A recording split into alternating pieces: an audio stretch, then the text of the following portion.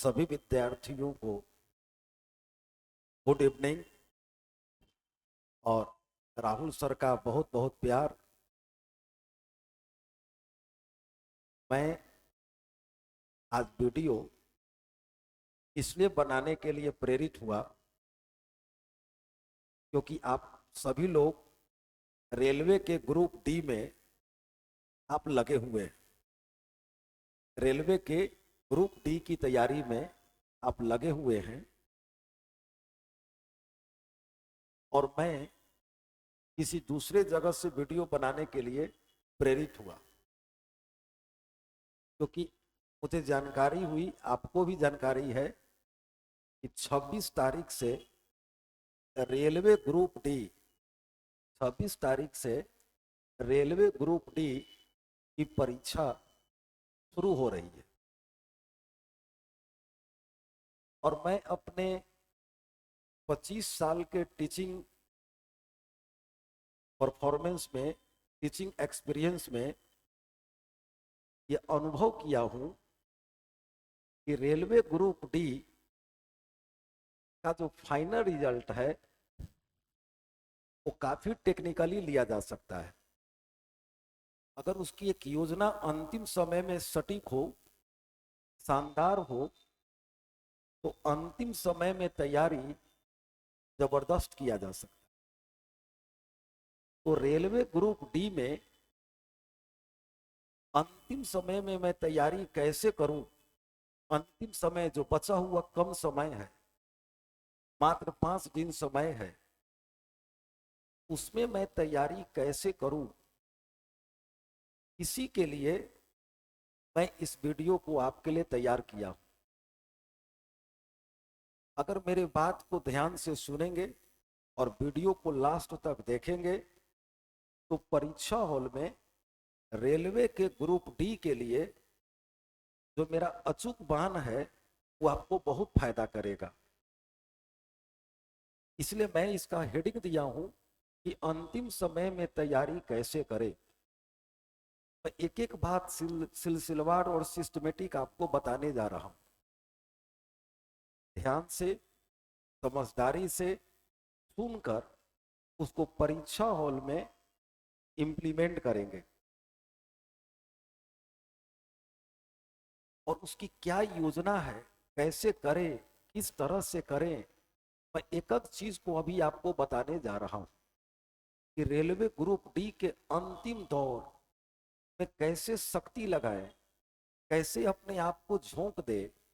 ये जो 4 दिन है, 5 दिन जो समय है, उसमें हम क्या क्या करें, उसी के लिए मैं आपके सामने प्रस्तुत हुआ। आप देखोगे, तुम हेडिंग बहुत अच्छा से समझ गए होगे कि अंतिम समय में तैयारी कैसे करें। तुम अगर इसका सिलेबस देखोगे, देखो यही तुम्हारा परीक्षा का पैटर्न है,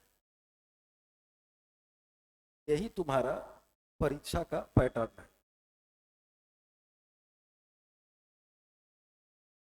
आप परीक्षा देने जा रहे हैं तो सभी विषय, सभी बच्चे इसके सिलेबस से अवगत होंगे कि general science 25 question, general science 25 question 25 number का है। ये जो जनरल साइंस है यह 25 क्वेश्चन 25 नंबर का है। मैथ 25 क्वेश्चन 25 नंबर का है। रीजनिंग 30 क्वेश्चन 30 नंबर का है और जीए, जनरल अवेयरनेस और करंट अफेयर 20 क्वेश्चन 20 नंबर का है। थोड़ा सा मैं रीजनिंग का शिक्षक हूं तो थोड़ा हमको घमंड भी होता है बोलने में कि तुम सारे विषय को देख लो। अगर मेरा संपत्ति तुम्हारे पास ओरिजिनल है तो उसको कहां कहां खर्च करना है, ये बैंक बैलेंस है, बैंक बैलेंस। जब आवश्यकता पड़ेगा तब उसको लुटा सकते हो। ये इतनी जबरदस्त एसेट्स है। मैं नहीं बोला हूं, इसका सिलेबस बोल रहा है। साइंस 25 क्वेश्चन, मैथ 25 क्वेश्चन और रीजनिंग 30 क्वेश्चन, तो कुछ मायने रखता है ना भाई। इसलिए मैं ना बोल रहा हूं कि हम प्राउड फील करते हैं कि जनरल कंपटीशन में बिना रीजनिंग का समस्या समाधान नहीं होना है, और इसके लिए 90 मिनट का समय दिया गया है। 90 मिनट, जिसमें 100 क्वेश्चन, 100 मार्क्स का क्वेश्चन है, हर क्वेश्चन 1 नंबर का है। अब हमको करना क्या है? देखो कि बचा हुआ जो 5 दिन है, इस बचे हुए 5 दिन में अगर तुम पढ़ने लगा, अभी तुम अपना कोर्स कंप्लीट करने लगा, तब तो तुम सिलेक्शन से दूर चल जाओगे। अब पढ़ने का समय नहीं है, अब अपने आप को संभालने का समय है। मैं अपने आप को कैसे संभालूं कि परीक्षा हॉल में अच्छा से एक्ट करूं, उसको इंप्लीमेंट करूं। संभालने का मतलब क्या है? लगभग 4 से 5 दिन समय है परीक्षा शुरुआत होने का। 26 तारीख से परीक्षा शुरुआत हो रही, 26 तारीख से। अब 26 तारीख से परीक्षा शुरुआत है, हम यहाँ नया नया चीज पढ़ने लगे, नया जीएस पढ़ने लगे, नया रीजनिंग का लेसन पढ़ने लगे, तो स्लिप कर जाएंगे। जो पढ़े हैं, जो अभी तक संपत्ति बनाए हैं, उसको कैसे संभालें, उसको कैसे अपने मस्तिष्क पर लाएं, मस्तिष्क पर लाके आंख के सहारे, हाथ के द्वारा कैसे उसको परीक्षा हॉल में यूज करें। अब समय इसका है, वो क्या करे भाई, कैसे करे भाई, सर क्या कहना चाह रहे हैं? तो सुनो, जिसको परीक्षा 26 तारीख को है या 26 तारीख के बाद आने वाला है, अब वो नया चीज मत पर हो, उस समय पार कर गया, अब उसको नया चीज पढ़ने से नहीं होने वाला है। तुम सुबह उठो, तुम 5 बजे सुबह उठो। अभी वर्तमान में 3 सेट रीजनिंग का, 3 सेट रीजनिंग का, 3 सेट मैथ का, 3 सेट जीएस का, साइंस का, 3 सेट जनरल अवेयरनेस। मेरी बात को सुनिए, 3 सेट, 3 3 3 3 3 3 6 3 9 3 12, 12 सेट, एकदम 12 सेट, एकदम तरीका से, एकदम धनाधन धनाहन एकदम बना रहे हैं, एकदम कम समय दे करके एकदम बना रहे हैं, खटाखट बना रहे हैं। मतलब मेरे कहने का मतलब है कि तुम जितना ज्यादा सेट बनाओ, जितना ज्यादा, भी रात दिन एक कर दो। 24 घंटा तुम्हारे लिए अभी कुछ नहीं है। तुम समझो कि 24 घंटा में हमको लड़ना है, 24 घंटा में हमको इससे जूझना है। ना अभी हमारे लिए खाना है, ना हमारे लिए अभी सोना है, ना हमारे लिए अभी टिकना है। हमको क्या करना है कि अब इससे लड़ना है। एकदम 3 सेट रीजनिंग का, 3 सेट मैथ का, 3 सेट जीएस का, 3 सेट साइंस का, एकदम बनाओ। अब देखिए, अगर 12 सेट बनाइएगा तो एक दिन में 1200 क्वेश्चन हो जाएगा। अगर 5 दिन अगर करिएगा तो 1200 गुना 5 बराबर 6000 क्वेश्चन हो जाएगा। तो ये बचा कहाँ, ये बचा कहाँ? कि तो 6000 क्वेश्चन का जो ही हम रिवीजन कर गए, तो समझो कि जितना lesson reasoning math, English reasoning math GS और साइंस का है, उस सब उसके अंदर इंक्लूड हो गया। लेकिन इसके लिए सुबह 5 बजे से उठकर रात को 11 बजे तक नशा में रहना है। क्या जरूरत है हमको अभी कहीं जाने का? क्या जरूरत है कि दूसरे के शादी में बेगाना बनने का? कोई मेरा शादी तो है नहीं कि हम उसमें चले जाए। तुम सुबह 5 बजे से लेकर रात को 11 बजे तक अगर अपने टारगेट को पूरा कर लेते हो, ये 12 सेट को एकदम टैली कर दे, कुछ नहीं है, कुछ नहीं है। एकदम बैठोगे, खटाक से मैथ बना दिए, खटाक से रीजनिंग बना दिए, जीएस बना दिए। इसमें अंग्रेजी है नहीं कि आपको समस्या होने वाला है, कोई टेंशन है। और अगर यह लगातार 5 दिन हो गया, जिसका 27 को परीक्षा है, जिसका 28 को परीक्षा है, जिसको 29 का परीक्षा है, मतलब आगे परीक्षा है, उसको तो और फायदा करे। उसको तो समझो कि ऐसा होगा कि लगेगा कि उसका रिजल्ट हाथ में रखा हुआ है। Point number 1। पॉइंट नंबर 2 समझने का कोशिश करिए। ये तो हम सेट के अभी क्या करना है वो बताएं। दूसरी बात सुनिएगा, ये जो आपका सेट दिया गया है, और जब आप परीक्षा हॉल में बैठिएगा तो इसमें हम कैसे अटेम्प्ट करें, कैसे बनाएं। देखो, जब क्वेश्चन पेपर आ गया मेरे पास तो करना क्या है। साइंस, मैथ, रीजनिंग, जीएस में जो सबसे पहले मजबूत है, मजबूत, उसको बनाओ। इससे लग रहा है तुमको कि हम इसको एकदम बना ही देंगे। इससे क्या फायदा होता है कि अगर पहला सेट, जैसे मान लेते हैं कि तुम इसमें रीजनिंग शुरुआत किया, तुमको लगा कि रीजनिंग हमारा सबसे अच्छा है, या तुम मैथ शुरुआत किया, लगा कि मैथ मेरा सबसे अच्छा है, तो क्या होता है कि अगर तुम रीजनिंग को शुरुआत किया और रीजनिंग 30 में 30 तुम निकाल लिया, तो तुमको अंदर से एनर्जी मिलेगा, तुम अंदर से जिज्ञासु हो जाओगे। तुमको ऐसा उस समय फीलिंग होगा कि अब क्या, हम तो 30 निकाल लिए हैं, अब हम मैथ को पकड़ेंगे, वो 25 निकाल लेंगे। उस क्वेश्चन पर भी तुमको ज्यादा सटीक ताकत अनुभव होगा, ज्यादा तुमको मस्तिष्क काम करेगा। जिस क्वेश्चन पर तुम फंसते रहोगे तो एक पेपर बढ़िया निकल जाने पर इतना अंदर से शक्ति मिलता है, इतना अंदर से अच्छा लगता है कि दूसरा पेपर, कि पहला पेपर इसके लिए सहायक हो जाता है। लेकिन सोचो, तुम पहला पेपर बनाने लगा साइंस, हर क्वेश्चन पर दुविधा होने लगा, हर क्वेश्चन पे समस्या आने लगा, तो तुम फ्रस्ट्रेट कर जाओगे, तुम टूट जाओगे।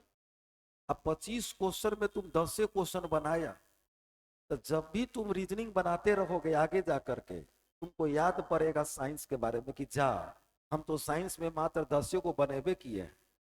जबकि जरूरी है क्या कि पूरा दुनिया साइंस में 10 को बना रहा होगा। लेकिन तुम क्या किया कि इतना फ्रस्ट्रेट कर गए कि हम 25 को में मात्र 10 को बनाए, हमसे 10 को बना, तो तुम टूट जाओगे, आता हुआ क्वेश्चन भी तुम भूल जाओगे, रीजनिंग खराब चल जाएगा, मैथ खराब चल जाएगा। लेकिन अगर पहला अटेम्प्ट शानदार होता है तो लास्टिंग भी बहुत जबरदस्त हो जाता है। अगर तुम अगर तुम रीजनिंग में 30 में 30 बना लिए पहले, मैथ में 25 में 25 बना लिए, तो साइंस और जीएस अपने आप निकल जाता है। इतना तुम अंदर से अच्छा अनुभव करोगे, तुम्हारा ये हार्ड डिस्क इतना बेजोर काम करेगा कि जिस क्वेश्चन पे तुमको कंफ्यूजन है, वहां ऑप्शन से सहायता लेके तुम इसको निकालने का कोशिश करोगे। लेकिन शुरुआतें अगर मुश्किल हो जाए, शुरुआतें तुम्हारा 25 में 10 बने, 20 में 8 बने, तो तुम्हें डिप्रेशन आ जाएगा, तुमको आगे काम करने का मन नहीं करेगा। मेरा कहने का मतलब यह है कि तुम उस विषय से शुरुआत करो, पहले स्टार्ट करो जो तुम्हारा सबसे मजबूत है। और रेलवे के ग्रुप डी में तुम किसी भी विषय को पहले बना सकते हो। इसमें नियम बैंक की तरह नहीं है कि पहले जीएस बनाएंगे तो मैथ्स बनाएंगे, तुमको जो मन करेगा वही बना सकते हो। तो मेरा कहना यह है कि जो तुम्हारा सबसे मजबूत विषय है उससे शुरुआत करो। मेरे विचार से तुम पहले रीजनिंग बनाओ, फर्स्ट में रीजनिंग बनाओ, सेकेंड में मैथ बनाओ, थर्ड में जीएस बनाओ, और फोर्थ में साइंस बनाओ। सबसे पहले रीजनिंग बनाओ, हाँ ये तो 30 में 30 निकाल लिए, अब मैथो निकल गया, तुरंत निकल गया, तो तुमको अंदर से जबरदस्त शक्ति मिलेगा। तो तुमको जीएस और साइंस अगर कमजोर भी है वो तुमको पास कर जाएगा, या एवरेज तुमको रिजल्ट दे देगा। तो सबसे पहले परीक्षा हॉल का पॉलिसी है कि क्या बनाए, तो सबसे पहले रीजनिंग बनाए, तब मैथ बनाए, तब जीएस बनाए, तब साइंस बनाए। और एक चीज और, पिछला साल का जो रिजल्ट है उसको आधार बनाकर मैं आपको जानकारी दे रहा हूं। वो विद्यार्थी 70 से 80 नंबर के बीच में रखेगा, इसके आसपास रखेगा, उसका रिजल्ट हो जाए। 70 से 80 नंबर के पास रखेगा, उसका रिजल्ट हो जाएगा। और इस 70 से 80 नंबर में तुम खुद सोचो कि दोनों मिल के हो जाता है 55 नंबर। दोनों मिल के कितना हो जाता है? 55 नंबर। तो 55 अब 20 75, मात्र 20 नंबर चाहिए। तो यहाँ 25 अब 20 45। इस 45 नंबर में से अगर 20 नंबर आ गया तो 55 और 20 75 हम इस दोनों के बीच में हो जाएंगे, अब मेरा रिजल्ट हो जाएगा। लेकिन अगर रीजनिंग और मैथ कमजोर पड़ गया तब तो मुश्किल कर देगा। इसका उपाय यही है कि 3 सेट। अभी सुबह 5 बजे से उठो तो रात को 11 बजे तक खाना भूल जाओ, सोना भूल जाओ। हम जब तक 3-3 सेट नहीं बना लेंगे हम अभी कोई काम नहीं करेंगे। मेरे लिए घूमना फिरना सब खत्म है, क्योंकि जब यहाँ रिजल्ट हो जाएगा तब बाद में घूमते रहेंगे, क्योंकि तब तो हमको आनंद ही आनंद रहेगा। तो अगर इसके बीच तुम मार्किंग रखते हो, इसमें सहायता करेगा तुमको मैथ और रीजनिंग। मैथ और रीजनिंग सहायता करेगा, क्योंकि 30 और 25 55। 55 में अगर कोई चाह लेगा तो 55 उठा सकता है। चलिए 5 हटा दीजिए, हमको 50 नंबर आए। यहाँ 45 में से अगर हम 25 नंबर ले लिए तो 50 और 25 75। लेकिन इस दोनों में से तो उठाना पड़ेगा।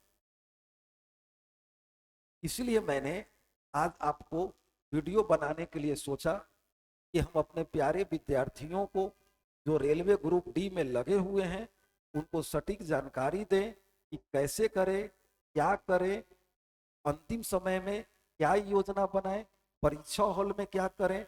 इसी को सोच करके मैंने इस वीडियो को बनाया हूं। तो जितने मेरे प्यारे विद्यार्थी रेलवे ग्रुप डी में लगे हुए हैं मेरे बात से सहमत होंगे, कल से ही, कल से नहीं अभी से ही अगर मेरे वीडियो को देखेंगे तो उसी समय से आप रोज सेट बनाना शुरुआत करिए। रीजनिंग को रट जाइए, मैथ को रट जाइए। और एक दिन आपको हम और वीडियो में बता देंगे कि रीजनिंग में कौन कौन सा लेसन को हम सटीक काम करें, क्यों आपको बहुत फायदा करेगा। कल नहीं तो कल या परसों के वीडियो में मैं आपको रीजनिंग के बारे में बता दूंगा कि किस किस लेसन पर अभी ध्यान देने की जरूरत है, जो आपको रेलवे के ग्रुप डी में काफी सहायता प्रदान करेगा। तो हमारे बात को समझे होंगे कि कैसे रेलवे के ग्रुप डी निकालना है। अगले वीडियो में फिर मैं आपसे मुलाकात करूंगा और विश्वास है कि आपको यह वीडियो अच्छा लगा होगा, इसलिए इसको लाइक भी करेंगे, शेयर भी करेंगे और दोस्तों के बीच जरूर इसके बारे में जानकारी देंगे।